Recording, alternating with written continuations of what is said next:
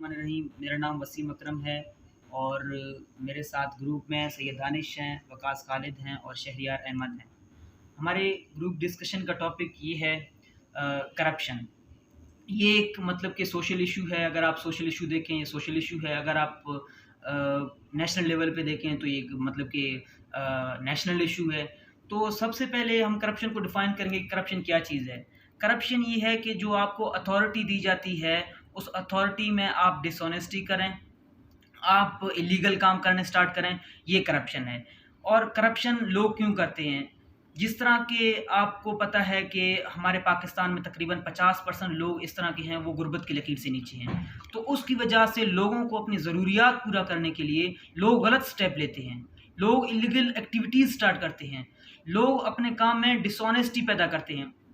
तो उसकी वजह से मतलब कि करप्शन हो जाती है। करप्शन मतलब कि ये नहीं है कि कोई गवर्नमेंट करप्शन कर रहा है। करप्शन एक घर के फ़र्द से लेकर एक मतलब कि नेशनल लेवल के सीएम तक या प्राइम मिनिस्टर तक करप्शन होती है और बीच में जितने भी सर्कल आते हैं, उन सब में करप्शन होती है। तो अगर इस करप्शन के बारे में अगर मैं आपको मतलब कि बताऊँ कि करप्शन स्टार्ट ही इंडिविजुअल से होती है।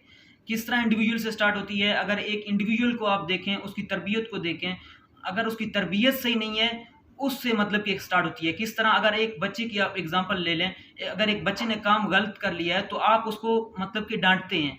तो नेक्स्ट टाइम वो क्या करता है, वो आपके आगे झूठ बोलता है, वो अपने काम में कोताही करता है। तो उसकी वजह से वो मतलब कि एक इलीगल काम कर रहा है, झूठ बोल रहा है, तो वो अपने काम में करप्शन कर रहा है। तो ये एक मतलब कि करप्शन की मिसाल है और करप्शन बहुत सारी जगह पे होती है। हमारे जुडिशरी लेवल पे आप अगर देखो, उधर भी होती है और आप गवर्नमेंट में देखो, वहाँ पर भी होती है, ब्यूरोक्रेसी में होती है, बहुत सारी जगह पर करप्शन होती है। तो वहाँ पर अगर आप देखें तो पाकिस्तान में बहुत सारे मतलब कि इस तरह के रूल्स बनाए हुए हैं, वो मजबूर कर देते हैं हर एक फ़र्द को कि वो करप्शन की तरफ प्रोसीड करें। अभी वो आगे मेरे भाई दानिश साहब बता देंगे कि वो क्या रीज़न्स हैं जो कि हमें करप्शन की तरफ ले जाते हैं, वो ये बता दें। बिस्मिल्लाहिर्रहमानिर्रहीम। अब हम आते हैं करप्शन के रीजंस पे। तो करप्शन का रीज़न जो है वो मेनली सबसे जो बड़ा रीज़न है वो है गवर्नमेंट एम्प्लॉयज़ की सैलरीज नहीं कम। गवर्नमेंट एम्प्लॉयज़ की जब सैलरी कम होगी और वो उनकी नीड्स को, उनकी ज़रूरियात को पूरा नहीं कर पा रही होगी, तो वो ऑटोमेटिकली जो है वो करप्शन की तरफ जाएंगे ताकि वो अपनी ज़रूरियात को पूरा कर सकें। और उसके साथ साथ जो हमारा टैक्स निज़ाम है, जो हमारा जुडिशरी का निज़ाम है, वो करप्शन को बढ़ाने में मदद करता है। वो कैसे? जब टैक्स निज़ाम इतना कॉम्प्लिकेटेड होगा तो लोग ऑटोमेटिकली करप्शन की तरफ जाएंगे कि भाई रजिस्टर कराने को छोड़ दो, टैक्स देने को छोड़ो और करप्शन करो और इजीली जो है वो कॉम्प्लिकेटेड निज़ाम में ना पड़े। और उसके बाद जुडिशरी सिस्टम जो है वो बहुत ही ज़्यादा पुअर है, जिसकी वजह से एक केस जो है वो 10-10 साल तक जाता है। तो लिहाजा लोग जुडिशरी सिस्टम को प्रेफर नहीं करते, वो करप्शन को प्रेफर करते हैं कि किसी को रिश्वत दी और इजीली जो है वो हमने अपना टाइम भी बचाया और अपने जो दीगर पैसे थे वो भी बचाए।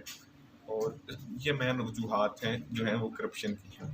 Thank you. और अब आगे विकास बताएंगे करप्शन के इम्पैक्ट पर नज़र डालेंगे। बिस्मिल्लाहिर्रहमानिर्रहीम। मेरा नाम वकास खालिद है और अब नुकसानात के बारे में हम पढ़ेंगे कि करप्शन जो होती है माशरे में, तो इसके नुकसानात क्या है, माशरे के ऊपर इसका क्या नुकसानात है, एक कंट्री के ऊपर इसका क्या नुकसानात है। सबसे पहले जो है इसमें फ़ायदा किसको हो रहा होता है? इसमें फ़ायदा हो रहा होता है इंडिविजुअल को। मतलब एक बंदा करप्शन कर रहा है, उसको तो फ़ायदा हो रहा है और वो ये समझ रहा है कि वो मतलब प्राइवेट गेन कर रहा है। लेकिन इससे नुकसान किसको हो रहा है? हुकूमत को हो रहा है, कंट्री को हो रहा है। वो कैसे? कि जो हमारे करंट अकाउंट है वो जो है खसारे में जा रहा होता है। दूसरा उसमें है पॉवर्टी बढ़ जाती है। मतलब लोगों के जो हुकूक है वो जो दूसरे के हुकूक है वो ख़त्म हो जाते हैं और जो पॉवर्टी है वो ज़्यादा हो जाती है। मतलब जिसको एक को मिसाल के तौर पे एक को पैसे मिलने हैं, पॉवर्टी बढ़ती है। तो पॉवर्टी जब बढ़ती है तो मतलब जो एक बंदे को जो मिलना था, जो उसका हक था इस मुल्क में या किसी भी कम्युनिटी में, तो वो उसको नहीं मिलता। वो जो बंदा करप्शन में इन्वॉल्व होता है वो ले जाता है, जो कि बंदा होता है, जो हकदार होता है वो रह जाता है। तो इस वजह से फिर क्या होता है, क्राइम रेट्स भी बढ़ती है बहुत ज़्यादा। क्राइम रेट्स की वजह से जो है मुख्तलिफ हम देख लें अगर, तो आपको मुख्तलिफ चीज़ें नज़र आएंगी। सही है। फिर उसके बाद डकैतियाँ बढ़ जाती है, वो माशरा उस तरह तबाह हो जाता है। दूसरी बात अब उसका कर ले, करप्शन की वजह से क्या होगा, जो कि टैक्स पेयर है, जो बंदा टैक्स पे करता है वो टैक्स तो पे कर रहा है, लेकिन जो आगे करप्शन हो रहा है तो वो बंदा टैक्स भी पे कर रहा है, वो इसलिए कर रहा है ताकि माशरे में जो है इक्वलिटी रहे, उस बिना पे जो है वो कर रहा है। लेकिन अब अगर वो क्या कहते हैं टैक्स भी पे कर रहा है, आगे से करप्शन भी हो रहा है और इक्वलिटी भी नहीं रही, तो ये भी जो है माशरे में बिगाड़ पैदा करती है। सही है, तो ये तो सारा मेरी तरफ से हो गया। अब शहरियार अहमद जो है वो सोल्यूशन बताएंगे आपको। मेरा नाम शहरियार अहमद है। जिस तरह वकास, वसीम और दानिश ने बात की है इसके रीजंस की, इम्पैक्ट्स की, तो मैं अब बात करूँगा इसके सॉल्यूशंस की।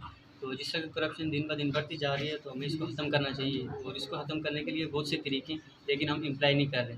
जैसे सबसे पहले हमें चाहिए कि हम इंडिविजुअल लेवल पे ख़त्म करें। एक जो बंदा काम कर रहा है वो अपने काम में ऑनेस्टी दिखाए, अपने काम से लॉयल हो। जब तक वो ऐसा सही नहीं होगा तो वो आगे करप्शन करता रहेगा। तो उसके बाद गवर्नमेंट को चाहिए कि लोगों के दरमियान अवेयरनेस कायम करे, उन्हें बताए कि उनका क्या हक़ है, वो अपने हक़ को कैसे हासिल कर सकते हैं। जब तक उनको अपने हक़ का नहीं पता होगा तो जो ऊपर गवर्नमेंट में बंदे बैठे होंगे वो उनका हक़ खाते रहेंगे, करप्शन करते रहेंगे। तो इसके लिए उनको गाइड किया जाए, उन्हें बताया जाए उनका हक़ क्या है, और ताकि वो अगर कोई करप्शन कर रहा है तो वो उसके खिलाफ रिपोर्ट कर सकें, उसके बारे में बता सकें। फिर इसके बाद अकाउंटेबिलिटी, जो करप्शन कर रहे हैं या जो गवर्नमेंट में हमारे ऑफिशियल्स हैं उनको अकाउंटेबल होना चाहिए। उनसे एहतसाब लिया जाए, उन्हें बताया जाए कि उनका क्या काम किया, उन्होंने क्या काम किया, वो अपने काम की जवाबदेह हों। तो इस तरह करप्शन को बचाया जा सकता है, क्योंकि जब वो अपना एक एक देंगे हिसाब तो वो करप्शन से बचेंगे। फिर इसके बाद जुडिशरी सिस्टम को बेहतर बनाया जाए, इससे हम करप्शन को कम कर सकते हैं। फिर एंटी करप्शन यूनिट्स कायम की जाएँ जो चेक एंड बैलेंस रखें कि कहीं पे करप्शन तो नहीं हो रही। इस तरह भी हम करप्शन को ख़त्म कर सकते हैं। फिर इसके बाद हमें चाहिए इम्प्लीमेंटेशन ऑफ लॉज।